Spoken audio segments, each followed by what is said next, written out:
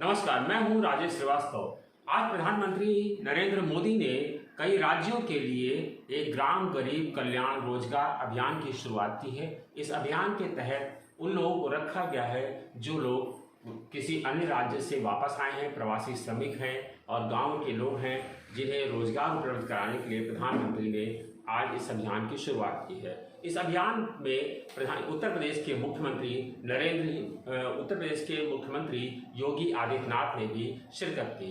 इस अभियान के तहत वापस आए श्रमिकों और गांवों के लोगों को सशक्त बनाने के उद्देश्य से देश के 6 राज्यों के 116 जनपदों में 125 दिन का ये अभियान प्रधानमंत्री द्वारा जो अभियान शुरू किया गया उसमें संचालित किया जाएगा। इस अभियान के तहत आपको बता दें कि उत्तर प्रदेश के लिए खास एहसास करने की जरूरत है क्योंकि उत्तर प्रदेश के 31 जनपदों को इस योजना के तहत चिन्हित किया गया है। मुख्यमंत्री योगी आदित्यनाथ ने कहा है कि इस अभियान के शुरू होने पर पहली बात तो उन्होंने प्रधानमंत्री का आभार जताया और कहा कि इस अभियान के शुरू होने से उत्तर प्रदेश के जो प्रवासी श्रमिक हैं और कामगार हैं उनको लाभ मिलेगा। उन्होंने कहा कि पहले ही हमने केंद्र की तमाम योजनाओं का लाभ लिया है, अब जब प्रधानमंत्री द्वारा ये अभियान चलाया जा रहा है तो उत्तर प्रदेश के जो 31 जनपद चयनित किए गए हैं, ये बड़ी संख्या में वो जनपद हैं जहाँ पर बाहर से काम करने वाले लोग बड़ी मात्रा में आए हुए हैं। तो ऐसे में इन लोगों को बड़ी राहत मिलने की उम्मीद है। आपको बता दें जिन जनपदों का इन 31 जनपदों की सूची में नाम है वह जनपद सिद्धार्थनगर, प्रयागराज, गोंडा, महाराजगंज, बहराइच, बलरामपुर, जौनपुर, हरदोई, आजमगढ़, बस्ती, गोरखपुर, सुल्तानपुर, कुशीनगर, संत कबीर नगर, बांदा, अंबेडकर नगर, सीतापुर, वाराणसी, गाजीपुर, प्रतापगढ़, रायबरेली, अयोध्या, देवरिया, अमेठी, लखीमपुर खीरी, उन्नाव, श्रावस्ती, फतेहपुर, मिर्जापुर, जालौन और कौशाम्बी हैं। ये अधिकतर वह जनपद हैं जो पूर्वांचल से संबंधित हैं।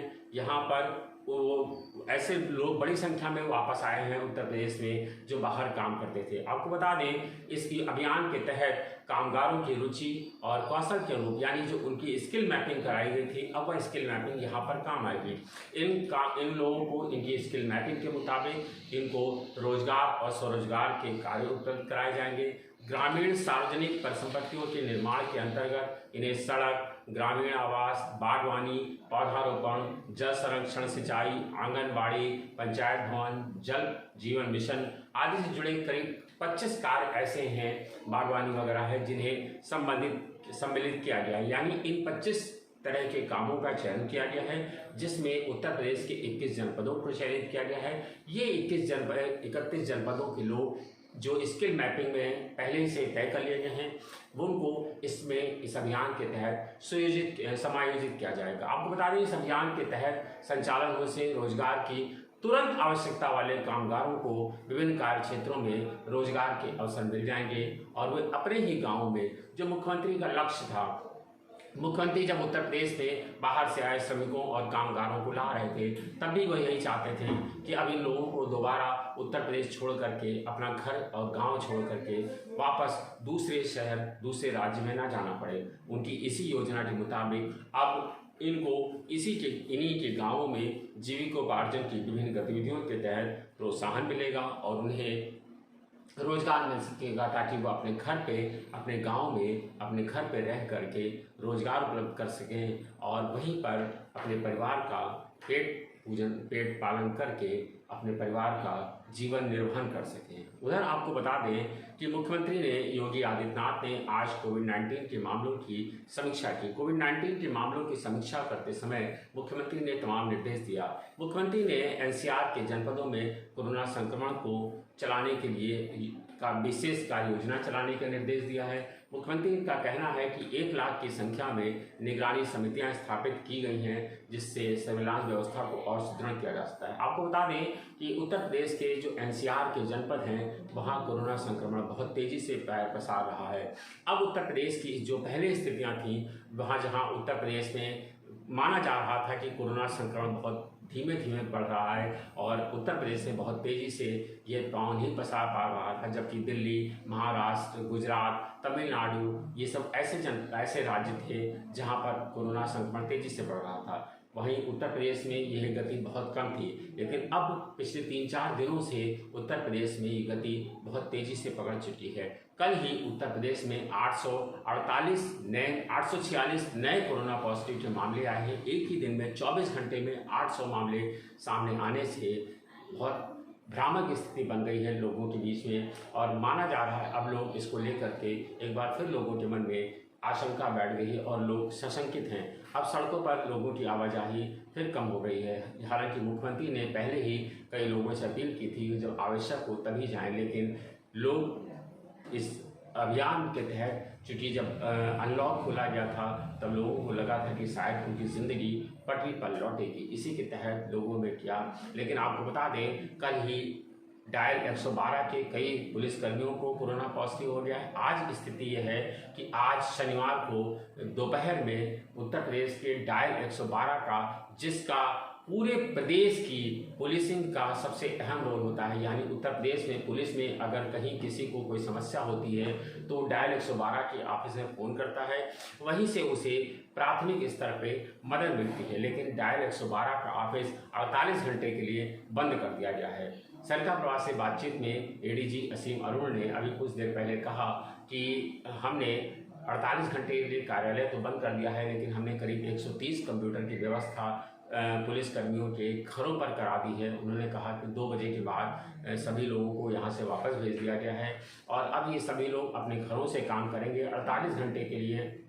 उन्होंने कहा कि इस बिल्डिंग को सीज किया जा रहा है क्योंकि कोरोना संक्रमण के 6 मामले अकेले डायल 112 के ऑफिस में आ गए हैं। उन्होंने कहा कि जो है हम लगातार वैसे ही दिन में 3 बार इसको सैनिटाइज कराते हैं, लेकिन अब इसमें फॉगिंग कराएंगे और हर कोनों में इसको जो है पूरा सैनिटाइज कराएंगे ताकि जो है यहाँ पर जो कोरोना संक्रमण के मामले हैं उन्हें पूरी तरह से रोका जा सके। उन्होंने कहा कि भले ही ये बिल्डिंग सीज हो रही है, लेकिन ऐसा नहीं है कि हम किसी की शिकायत नहीं सुन पाएंगे।